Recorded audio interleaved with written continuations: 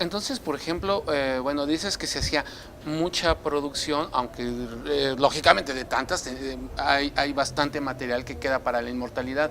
¿Crees que entonces el resultado real de que nosotros entremos a esta época de oro con todo es precisamente a que había todo este apoyo para poder crear todas estas producciones? ¿Crees que pueda ser una parte eso fundamental para ese éxito? ¿O qué crees que haya? Ahora sí, como dicen por ahí, no, había talento, solo faltaba apoyarlo. Ah, claro, Mira, claro. hay principalmente, yo consideraría tres situaciones que nos van a permitir hablar de una época de oro y que esa época de oro se consolide.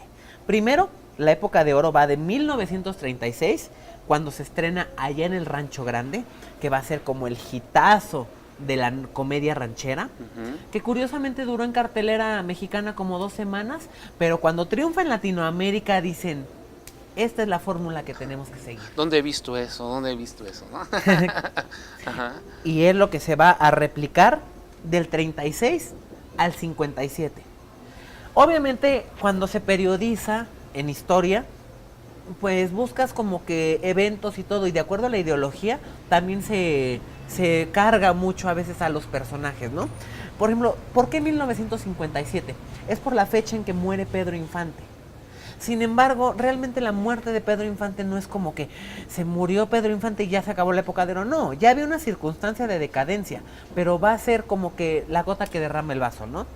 Eso en su momento, ahorita que hablemos de cómo finaliza, lo matizaremos, pero ahorita en cuanto al inicio, van a ser tres factores que la hacen posible. Primero, que hay un programa gubernamental, una necesidad de aglutinarnos en torno a una identidad y un presupuesto, por supuesto, ¿no? Porque haz de cuenta, el poder, el Estado consolidado, el régimen emanado de la revolución, necesitaba entregarnos un nacionalismo que nosotros adoptáramos, ¿no? Y el cine va a hacer eso. Ahora sí, por ejemplo, la comedia ranchera va a ser para nosotros lo que el western es para Estados Unidos, ¿no? Claro. El western te está entregando cómo es el vaquero, cómo es el cowboy y cómo es la vida en el pueblo. La comedia ranchera te está entregando igual la versión idílica de cómo, del deber ser de la vida del mexicano rural, Claro. ¿no? Entonces, el programa gubernamental es la primera situación que nos va a permitir que haya una época de oro. Segundo, y aunque le duela a mucha gente, el apoyo de Estados Unidos a México por ser un puente ideológico a los intereses aliados. Estamos hablando de que estamos en el 36. Hay conflictos, venimos de una primera guerra mundial, va a detonar una segunda guerra mundial. Hay conflictos entre los aliados y el eje. Entonces, el eje también ya le está coqueteando a Latinoamérica. Pero entonces Estados Unidos tiene que ser ese puente ideológico y tiene que buscar la manera de garantizar el apoyo de Latinoamérica con él y con sus intereses, Claro. ¿no? Entonces, sin duda hay un apoyo de Estados Unidos al cine mexicano, por supuesto.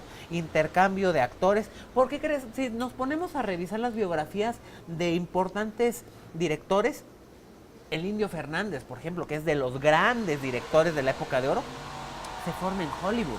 Claro. Hay un intercambio de talentos. Y empiezan los cambios también hasta de actores y actrices, como Katy Jurado, ¿no? Por ejemplo, Claro. que es la primera, creo que es formalmente la primera que se va para allá, ¿no? O por ejemplo, sí, o sea, es que es una continua formación. Directores, bailarines, actores, y hay un intercambio. Dolores del Río cuando regresa. Claro. O sea, es una cosa continua. Temas, por ejemplo, cuando Marlon Brando filma Que Viva Zapata, que digo, es una producción netamente gringa, pero de todos modos, o sea, nos habla de esta, cómo van de la mano ambas industrias. Y finalmente, el tercer factor, el auge de la industria radiofónica. Porque surge la W, además se enriquecen los elencos. La gente del radio migra al cine.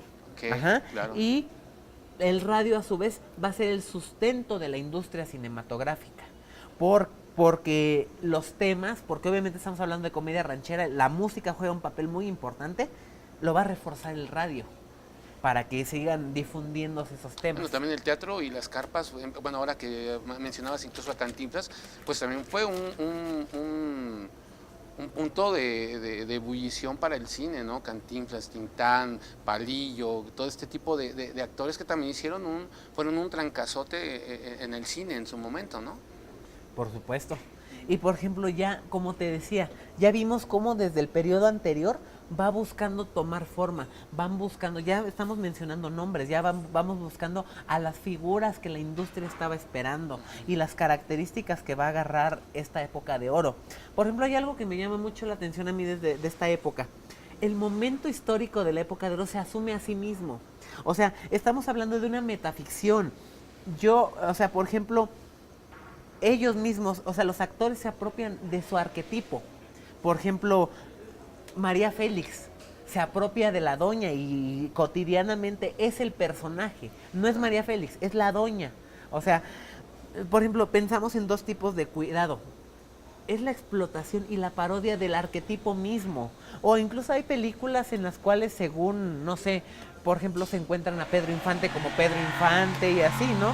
O sea, viven en una metaficción todos estos personajes y eso es a lo que me refiero cuando te digo que el momento histórico se asume a sí mismo como época de oro. O sea, hay una conciencia de que están viviendo una época de oro o un momento muy, muy importante.